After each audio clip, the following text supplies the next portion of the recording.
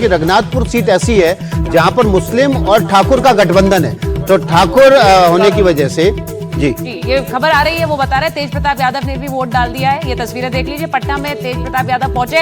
अब इस तस्वीर को कॉन्ट्रास्ट करिए उस तस्वीर से जब पूरा परिवार एक साथ था, वोट डाल रहा था, सब एक साथ दाखिल हुए वोट डालने। उसके बाद तस्वीर आई, सबने अपनी इंग फिंगर दिखाई। यहाँ तेज प्रताप अकेले पहुंचे हैं, वोट डाला है। और ये देखिए, ये वो तस्वीर है सुबह की जब पूरा लालू परिवार एक साथ था। सुनिए जरा क्या कह रहे थे तेज प्रताप यादव वोट डालने के बाद। देखिए, किसी की सरकार रहेगी जो आम जनमानस को रोजगार देगा, पलायन को रोकेगा, बिहार में बदलाव को लाने का काम करेगा, हम उसके साथ रहेंगे। जनता मालिक है, जनता बनाती है, बिगाड़ती है, वो जनता के हाथ में है।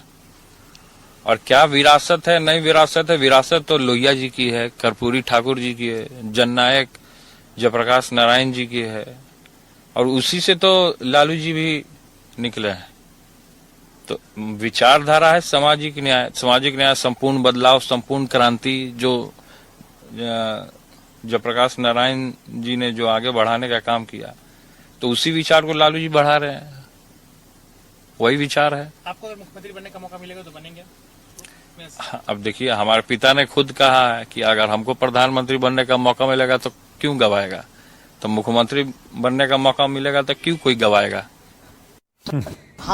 देखिए, अलग थलग पड़ गए हैं, केवल परिवार में ही नहीं बल्कि राजनीतिक रूप से तो काफी दिनों से अलग थलग है, लेकिन परिवार ने भी अलग थलग कर दिया है।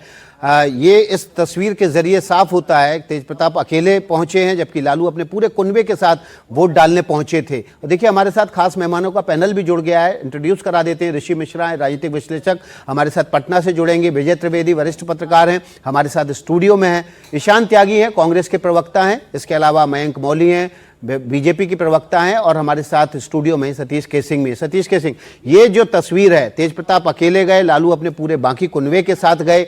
अब ये जो अलगाव है, ये ऐसा लगता है कि स्थायी हो गया, केवल चुनाव तक नहीं था। पता नहीं, हमको तो ज्यादा अलगाव नहीं लगा है। वो तो अपने पिता का गुण गा रहे हैं, सामाजिक न्याय की बात कर रहे हैं, और रोजगार और पलायन का बदलाव की बात कर रहे हैं। पता नहीं, हो सकता है चुनाव तक, अभी उनको चुनाव जीतना भी है। बिना लालू जी के राबड़ी जी ने तो आशीर्वाद भी दिया है। लालू यादव का नाम लिए बिना तेज प्रताप कैसे सोच रहे हैं कि वो चुनाव जीतेंगे? ये तो स्वाभाविक है ना सतीश जी। हाँ, तो इसलिए मैं कह रहा हूँ ना कि ऐसा नहीं लग रहा है, अभी के बयान से तो नहीं लग रहा है कि बहुत अलग थलग हो गए हैं। पर एक चीज इनके चुनावी कैंपेन में जो विजय जी आपसे सवाल लेना चाहूंगा, और वो ये कि तेज प्रताप को कौन फंड कर रहा है? लगातार चॉपर से उड़ रहे हैं। अक्षरा सिंह जो कि बीजेपी के करीबी मानी जाती हैं, वो जाके प्रचार करती हैं। एक और बॉलीवुड स्टार, मैं नाम भूल रहा हूं, उनको उन्होंने बुलाया, प्रचार करवाया, उनको भी हेलीकॉप्टर से लेके गए। तो ये तेज प्रताप के पीछे कौन फंड कर रहा है? पार्टी के पास पैसा कहां से आया? पार्टी तो अभी बनी है 15 दिन पहले। ये तो तेज प्रताप जी तो अभी तक तो लालू यादव के बेटे हैं ही ना। हाँ, बेटे तो हैं, पर पार्टी से अलग है, घर से अलग है। नहीं तो यादव परिवार से तो हैं।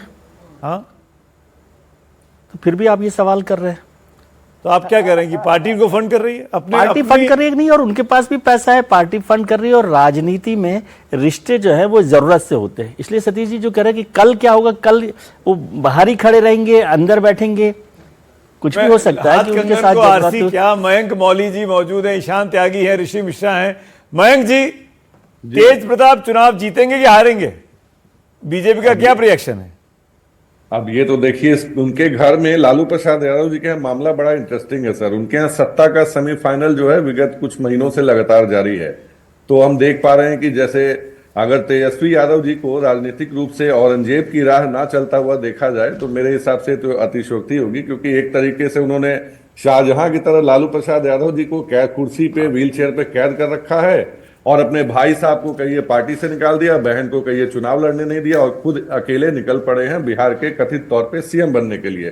तो मामला बड़ा इंटरेस्टिंग है। बिहार की जनता देख रही है कि जो परिवार खुद का कुनबा नहीं संभाल पा रहा है, जिसमें एक कुर्सी की लड़ाई इस कदर और विरासत की जंग जो जारी है कि लालू प्रसाद यादव जी का असली उत्तराधिकारी, असली वारिस कौन होगा, तो मुझे नहीं लगता है कि जनता ऐसे किसी झांसे में आने वाली है। और वहां पे हमारे जो एनडीए के साथी हैं, जो लोक जनशक्ति पार्टी से लड़ रहे हैं, संजय सिंह जी, मुझे लगता है कि तेज प्रताप जी की सीट पे वहां उनकी विजय निश्चित है। आप जो बात कह रहे हैं जरा ईशान जी से पूछ लेते हैं। ईशान जी, आपको लग रहा है ये तेज प्रताप यादव आप लोगों को डेंट पहुंचाएंगे? वो लगातार राहुल गांधी को भी अटैक कर रहे हैं। राहुल गांधी पर वो लगातार वार कर रहे हैं। अब तेजस्वी और आरजेडी को लेकर उन्होंने कहा ही कि वो परिपक्व नहीं है, मुख्यमंत्री के लिए दावेदारी तो है लेकिन वो मुख्यमंत्री बनने के लिए मैच्योर नहीं है। ये बातें उन्होंने कही हैं। देखिए, सबसे पहले तो मैं आपके चैनल के माध्यम से जो बिहार की जनता आज वोट करने जा रही है उनसे एक अपील करता हूं कि आप चाहे जिसको भी वोट करिए, कम से कम अपने घरों से निकल के, और निकल भी रही है, आपके चैनल ने दिखाया किस बखूबी रूप से इस समय बिहार की जनता बदलाव के लिए निकल रही है। आप अपने घर से निकलिए, अपने अधिकार का प्रयोग करिए और पलायन के खिलाफ वोट करिए, बढ़ते हुए भ्रष्टाचार के खिलाफ वोट करिए, महिलाओं के खिलाफ जो अपराध हो रहे हैं उसके खिलाफ वोट करिए, पेपर लीक को रोकने के लिए वोट करिए, शिक्षा व्यवस्था में जो सुधार हम लाएंगे उसके लिए वोट करिए। अपने घर से निकलिए और वोट करने का काम करिए। अब आपके प्रश्न पे आता हूं। देखिए, तेज प्रताप यादव जी इस चुनाव में मेरे हिसाब से इररेलेवेंट है। मैं किसी की जो पारिवारिक स्थिति है या जो पारिवारिक उनका जो माहौल है या जो पारिवारिक उनकी जो एक इस समय स्टेटस है उस पर मैं कमेंट नहीं करूंगा। वो ऐसे लोग करते हैं जैसे अभी हमारे भारतीय जनता पार्टी के जो साथी हैं उन्होंने किया, क्योंकि जिनके खुद के परिवार, जिनका खुद का कुनबा कमजोर होता है, ये नहीं पता कि उसमें लीडर कौन है और उसको लीडर को फॉलो कौन करने वाला है। इसलिए मैं किसी के परिवार नकार नहीं सकते हैं। ये राजनीतिक हकीकत है, दोनों भाई ही एक दूसरे पर बयान दे रहे हैं, तो इससे आप बचकर क्या ही कर लीजिएगा। लेकिन ये तस्वीर जरा देख लीजिए, एक रोचक तस्वीर बिहार चुनाव से आई है। ये देखिए, अब आरजेडी के समर्थक हैं, वोट डालने पहुंचे हैं, भैंस पर बैठकर पहुंचे हैं। देखिए, महिलाएं गीत गा रही हैं। एक दिन ऐसे लगता है एक रन नहीं बनेगा और एक दिन आप जाते हैं और सब कुछ होने लगता है। तो वहाँ पे मुझे फील हुआ कि इसका कोई रेलेवेंस है क्या सतीश जी? भैंस पर बैठ के जाना, गीत क्या गा रही है महिलाएं? आप बिहार से आते हैं, समझ सकते हैं क्या? वो तो मैं समझ नहीं पा रहा हूँ, लेकिन लग रहा है कि मगही में ये गीत है। सिर्फ वही मेरे फोकस और भैंस का तो आप जानते हैं, कभी लालू जी भी भैंस पर चढ़ते थे। और पशुओं का जो यादव परिवार है वो पशु पालन करते हैं, गाय भैंस का।